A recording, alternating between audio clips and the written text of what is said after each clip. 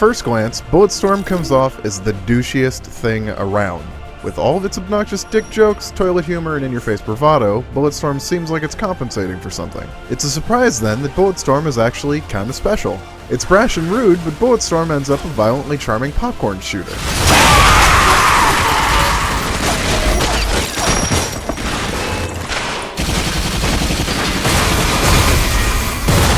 It helps that Bulletstorm looks great, full of the kinds of color and vibrance we don't see much in Unreal Engine 3 games. There's some fantastic lighting and huge set pieces that establish the world of Stygia as a resort planet gone wrong. In case that weren't obvious, from the giant man-eating plants and cannibal gangs roving the landscape, the constant screams of them being butchered should convince you. Someone's cooking this stuff?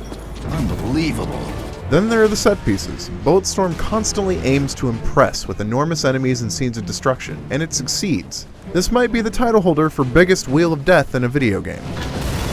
Meanwhile, some great orchestral music is punctuated by dialogue that will probably be love it or hate it. I'm not interested in quantifying how much abuse your ass is built for. If you can accept it for the tongue-in-cheek humor that it is, punctuated by self-referential bromance and disbelief at lines like "I'll kill your dick," then you'll probably have a lot of fun.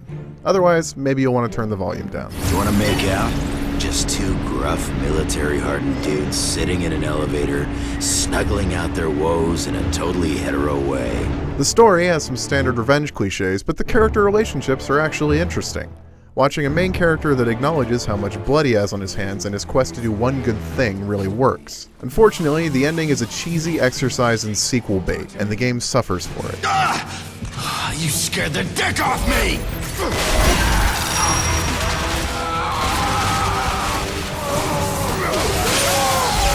Bulletstorm's kill with skill mechanic revolves around an energy whip called the leash and, well, your foot up people's asses. Using the leash, or a standing or sliding kick, you'll knock enemies into the air in slow motion. From there, you'll kick, shoot, or direct them into various means of disposal. From the classic exploding barrel to heavy metal cacti to level-specific areas of unfortunate demise, half the fun in Bulletstorm is figuring out how you want your enemies to die.